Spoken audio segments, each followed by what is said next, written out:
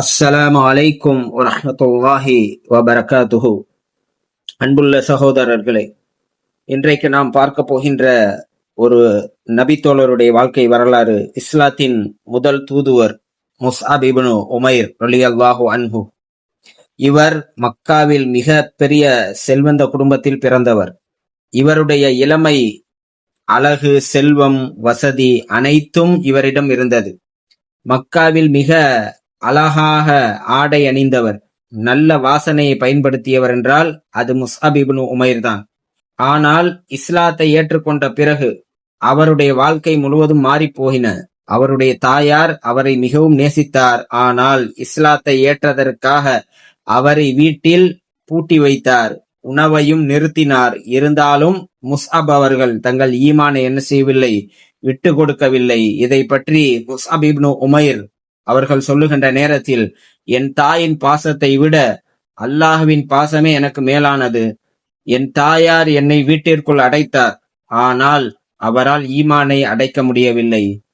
நான் இஸ்லாத்தை ஏற்ற பின்னால் என் கண்களில் அழகான ஆடை, நறுமணம், செல்வம் இது அனைத்தும் அர்த்தமற்றதாகி போனது என்று முஸ்அப் இப்னு உமைர் அவர்கள் கூறுகிறார்கள். அன்புள்ள சகோதரர்களே, அவர்கள் ஹபஷாவிற்கும் ஹிஜ்ரத் செய்தார்கள். பின்னர் நபி அவர்கள் மதீனாவிற்கு இஸ்லாத்தை போதிக்க அனுப்பிய முதல் தூதுவராக முஸ்அப் இப்னு உமைர் என்ன செய்தார், திகழ்ந்தார். மதீனாவில் அவர்கள் குர்ஆனை கற்றுக் கொடுத்தார்கள், இஸ்லாத்தின் பக்கம் மக்களை அழைத்தார்கள். அவர்களால் பலர் மதீனாவில் இஸ்லாத்தை ஏற்றுக்கொண்டார்கள். மதீனாவில் இஸ்லாம் நுழைவதற்கு மிக முக்கிய காரணமாக முஸ்அப் இப்னு உமைர் அவர்கள் என்ன செய்தார்கள், திகழ்ந்தார்கள். முக்கியமாக சஅத் இப்னு முஆத் ரலியல்லாஹு அன்ஹு அவர்கள் போன்ற பெரும் தலைவர்கள் எல்லாம் இவருடைய தாவா மூலம் இஸ்லாத்தை ஏற்றுக்கொண்டார்கள். அவருடைய முயற்சியால் தான் இன்னும் பல தலைவர்கள் இஸ்லாத்தை ஏற்றுக்கொண்டார்கள். அவர்கள் மென்மையாகவும் அறிவுடனும் பொறுமையோடும் இஸ்லாத்தை மதீனாவில் என்ன செய்தார்கள், போதனை செய்தார்கள்.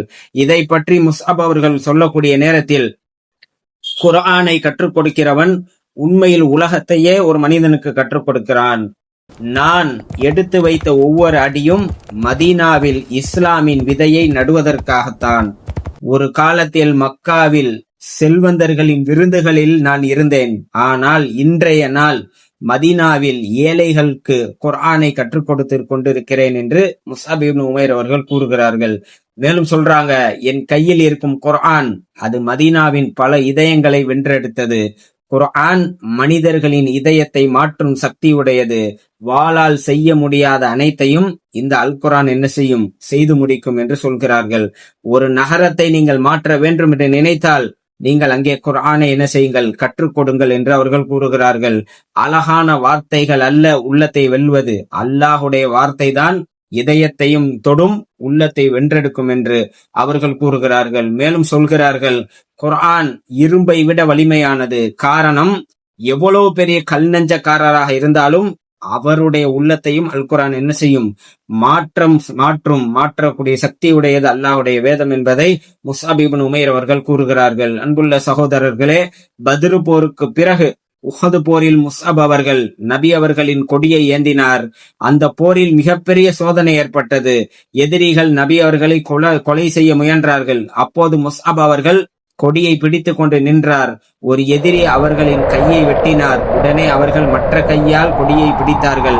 அடுத்த கையையும் வெட்டினார்கள். பிறகு அவர்கள் தங்கள் மார்பால் கொடியை அணைத்துக் கொண்டார்கள். அந்த நேரத்தில் அவர்கள் கூறுகிறார்கள், முஹம்மது ஸல்லல்லாஹு அலைஹி வஸல்லம் அல்லாஹுவின் தூதர்தான், அவர் ஒரு மனிதர்தான். இறுதியில் அந்த யுத்தத்திலே முஸ்அப் அவர்கள் ஷஹீதானார்கள்.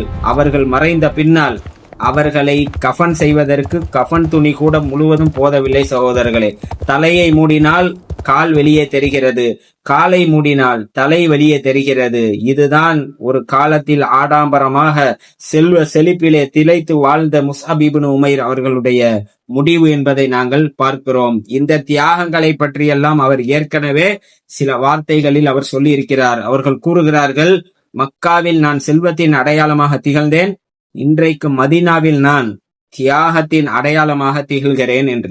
உஹது போரில் என் உடலை மூட ஒரு துணி கூட போதவில்லை, ஆனால் என் தியாகத்தை மூடுவதற்கு இந்த உலகம் முழுவதையும் கொடுத்தாலும் போதாது என்று அவர்கள் கூறுகிறார்கள். என் தியாகத்தை மக்கள் மறந்தாலும் அல்லாஹ் என் தியாகத்தை மறக்க மாட்டான்.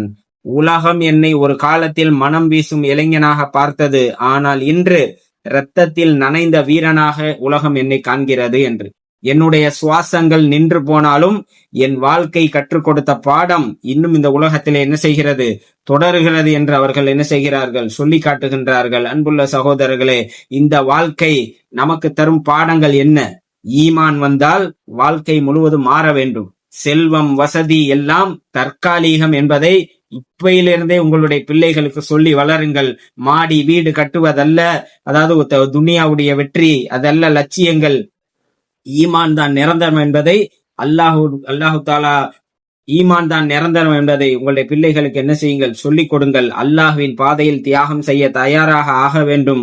அப்படி உங்க பிள்ளைகளை வளர்த்தடுங்கள். நல்ல அழைப்பாளர்களாக, இஸ்லாத்தின் பக்கம் மக்களை அழைக்கக்கூடியவர்களாக உங்களுடைய பிள்ளைகளை உருவாக்குங்கள்.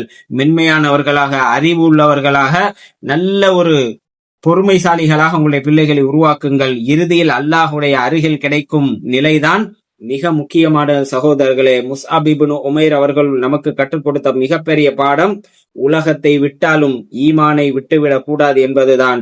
அல்லாஹு தாலா நம்மையும் இப்படிப்பட்ட ஈமான் உள்ளவர்களாக ஆக்குவானாக. இவரையும் இவருடைய தியாகங்களையும் அல்லாஹ் பொருந்திக் கொள்வானாக. ஆமீன்.